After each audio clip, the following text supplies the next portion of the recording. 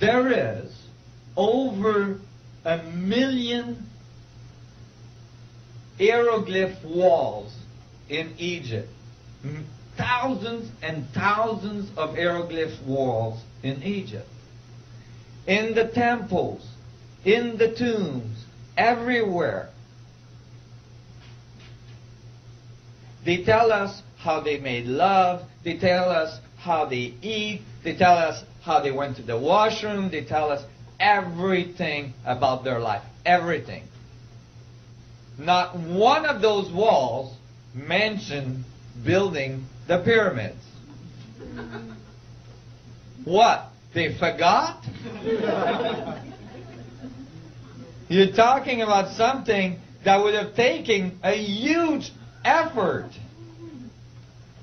You'd think they would have put at least a little wall somewhere saying, oh, by the way, we built the pyramids. No. None of that.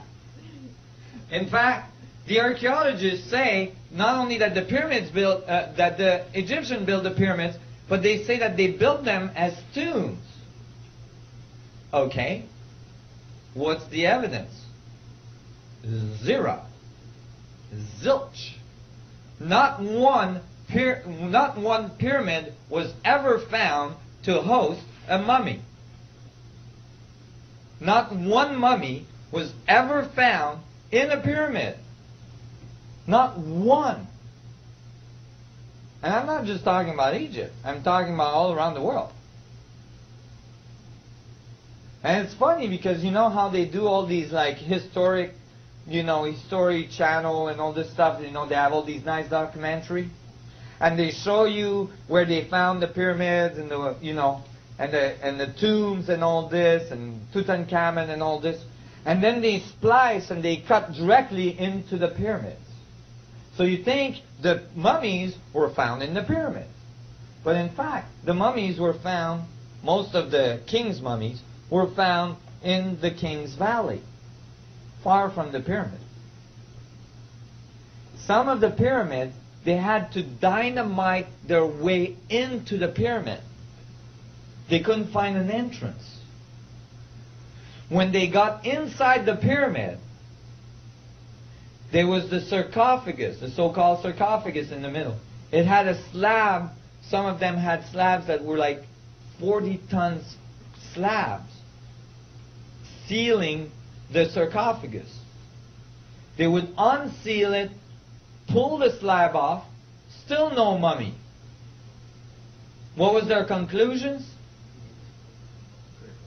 Grave robbers. Those grave robbers, they were unbelievable. They just walked through the walls because they had to dynamite their way in. So those grave robbers got there before. They must have walked through the walls, got in there, picked up the 40-ton slab on top of the sarcophagus, pulled all the stuff out, including all the bones and everything else, which, wonder what they would do with, and then, closed it back up, resealed it, just to make sure they didn't disturb anything, and then walked back out with all of this stuff. This doesn't make sense. Now, there's other things that don't make sense. There is nowhere on these pyramids that it says, I built this for my tomb, I was born then and I died then. You think if you build such a great monument, at least you put your name on it. That's all logical. Pyramids were not tombs. Pyramids were not built by Egyptians. No Egyptian text talks about the Egyptian building the pyramids. The texts do talk about monuments, enormous monuments being built. And who they say built them was the sun gods. The Mayans, the Incas, the Chinese, the Japanese, all cultures that have these buildings, none of them say we built it. all of them say the sun gods taught us how to build, how to talk, how to write, how to do all this stuff. Go ahead. I just want to say there's no inscriptions, no hieroglyphs inside the pyramids as well. There's no hieroglyphs inside the pyramid. And Lord knows that the Egyptians put hieroglyphs everywhere. So why didn't they not write inside the pyramids? You know. So those are all huge contradiction to the concept that the Egyptians or the Mayans or the Incas or the Chinese or so on built their pyramids. See what I'm saying? But what is it? Like other examples is this puppy. The Sphinx. Most people think that the Sphinx is built. The Sphinx is not built. The Sphinx was carved. The Sphinx was carved right out of the enclosure of the Giza Plateau. Now, when you look at the paws of the Sphinx, you might notice that there's like brick-like structures on it, so it looks like it's built. Those are repairs that were done later in history. But the Sphinx was carved, and actually there's evidence that the head of the Sphinx was recarved. It used to be a lion's head, but it was recarved into a pharaoh's head by one of the pharaohs. However, there is erosion patterns on the Sphinx that is a telltale sign that the Sphinx had to be carved when there was a lot of rain hitting it because of the erosion on it. We know when the last time this area had a lot of rain. And that was approximately 10,000 years ago, which matches the Osirian temple at Abydos. Now, these blocks here consist of the Sphinx temple. They're the blocks that were removed from the side of the Sphinx to carve the Sphinx out. Now, if you were removing blocks from the Sphinx enclosure to build a temple in front with the blocks, would you use a 100-pound block, 500-pound block, maybe even a 1,000-pound block? Even like 3 or 4 pound blocks. That would start becoming a problem with our current technology, especially in the sand, and especially if you got to stack them.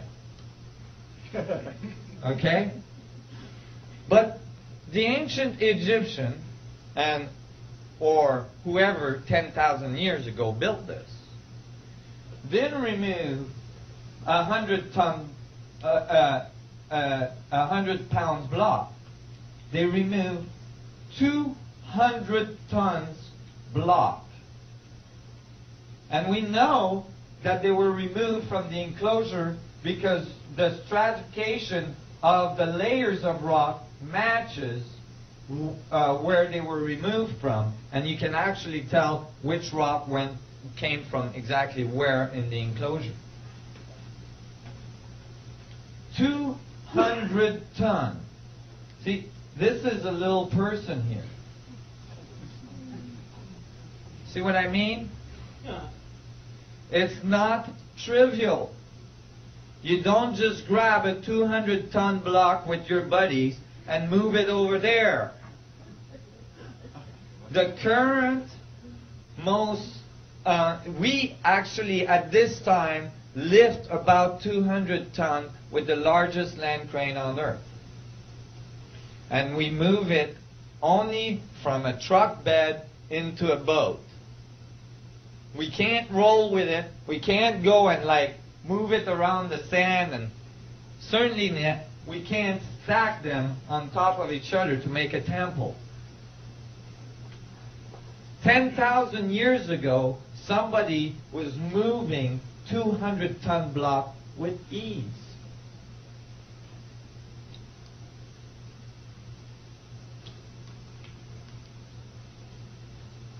I think this is fantastic. You know, because